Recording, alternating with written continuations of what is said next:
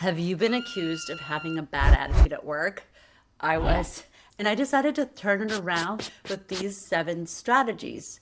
Here's the thing, I don't want you to be that Pollyanna, everything is great type of personality. I don't think that's healthy. I'm talking about an authentic, natural inclination towards more positive behaviors, because the person I was someone who loved to vent. I learned in high school that with certain people, that if you complained or whined about something not being so positive, you would make an instant bond. And I started to do that at work when I started working. After a few years, not only was I accused of having a poor attitude, but I also noticed the people I started to have around me weren't the ones that were looking to succeed. And that gave me a moment to think. You see, the reality is that positive people get more promotions, more opportunities. As a career coach, I've seen positive people network their way into roles that haven't been posted yet. There's someone people just want to have around. The truth is, as I get older, the world is hard enough. And so when I get to be around someone who has a better outlook, who is more likely to smile, it feels really good. And I want to be around more of those people. So the first step was to become one of those people. And these 7 strategies I've taken from different places like meditation, human resources, habit building. The reality is they're actually brain training strategies that don't happen overnight, but if you consistently practice them, you'll notice it will become easier and easier to think of positive things.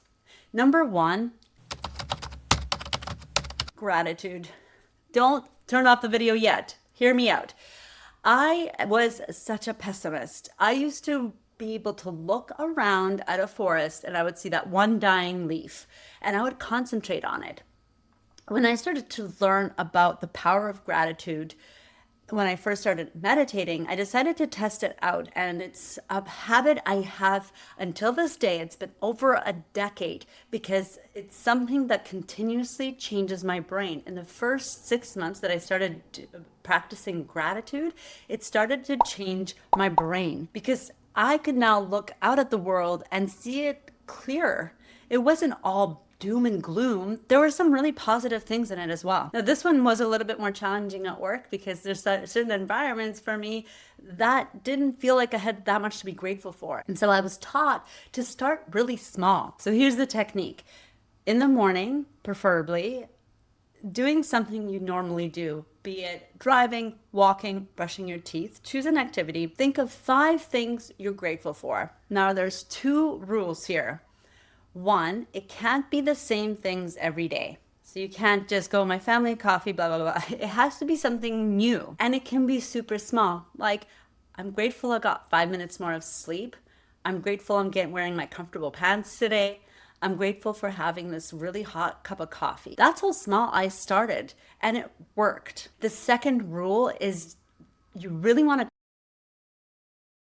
cultivate that feeling of gratitude. So don't let it just be words, but feel that little moment, that little fire of gratitude when you're saying it. Try it out. Number 2, stop venting. Stop venting at work. Stop venting about work if you can, or minimize venting. Now listen, I actually think that some venting is really healthy, especially if you're in a situation that feels bananas, because we need to go and check out with others to see if, is it me that's crazy or is the situation kind of crazy? So venting can have its usefulness.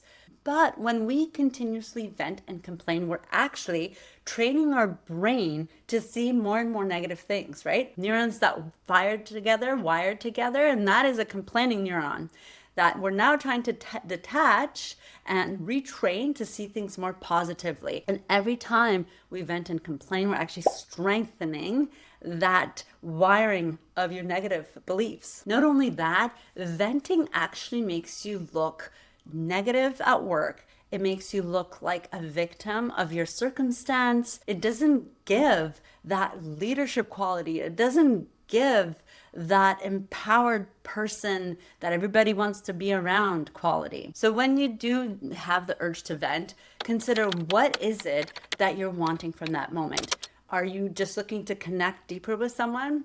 Are you actually needing to check out if a situation is right or not? Are you kind of feeling bummed out in a moment and maybe there's something else you can do, like take a few breaths to sit with it? There might be other ways like journaling or doing voice notes. Now, listen, if you're in a really bad work environment, I think some venting is important. So choose 2 or 3 safe people you can trust, maybe at the workplace, preferably a friend that you can go to with this without it impacting everybody at work. The third one is choose your words wisely. This one became really important to me after I did a 10-day meditation silence retreat. And after being silent for so long, when I came back into the real world, I started to actually feel the emotions of words, the power that they were having on me. The words that I was saying were impacting me and changing how I was feeling. So not only am I saying choose your words wisely so that you're impacting the environment in a more positive way, but also notice how talking negatively or talking poorly or talking in a hopeless way impacts your own beliefs. Who's the person that hears yourself the most? Is you. So I encourage you to practice choosing empowering language that is future focused, full of hope. So rather than saying, oh, I have to go to that meeting now, saying, oh, I get to go to this meeting now.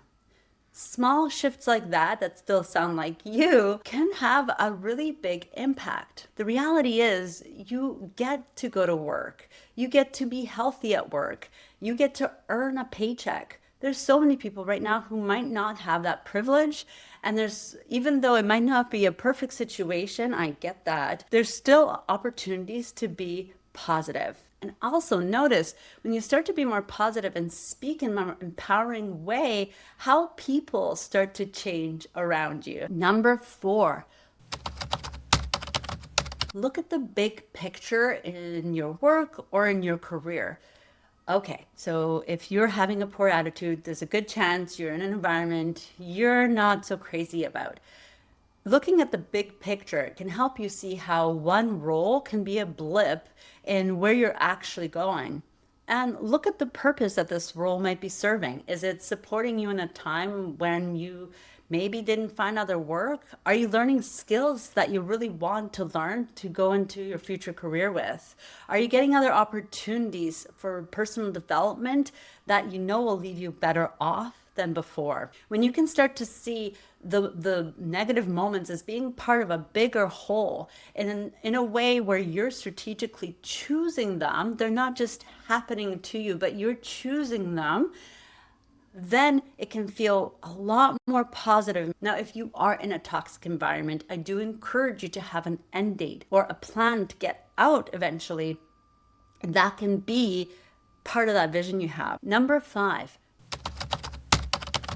practice compassionate boundaries. Just because you're nice doesn't mean you have to be a doormat.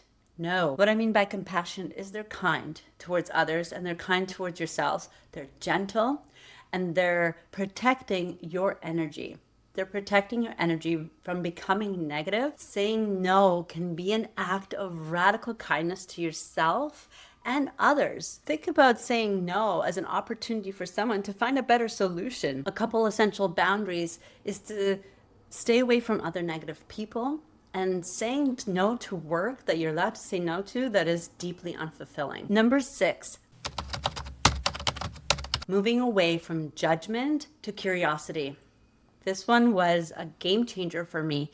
I developed a very judgy brain and I could come up with so many cynical reasons why someone wasn't good enough, why the situation went wrong. And when I learned to be curious instead and ask questions like, well, why did that go wrong? Why did that person not meet a deadline? That really helped to not only stop that negative pattern, but also come up with much better solutions. You see, positivity is not about ignoring problems. It's about being open to the different possibilities, different perspectives. Number 7, make an intention to be the light, to be the one that brings positivity into a room, that infuses others with the kindness and love that you truly are. Make it a point not to let yourself be dragged down by others, but be the one that pulls others up, not by being fake happy or fake positive or by bypassing problems, but by choosing to be grounded and kind and a steady energy. That kindness is actually a real gift to others. Being positive and being a light can shift a person's day. It's the ultimate gift, I believe. Be the creator in your life. You might not always be in charge or control of what's coming at you, but you do always have the control of how you react to it. Being positive is a way to be more professional and more successful, but you won't get very far if you keep on making these mistakes that make you look unprofessional. I'll talk about them in this video.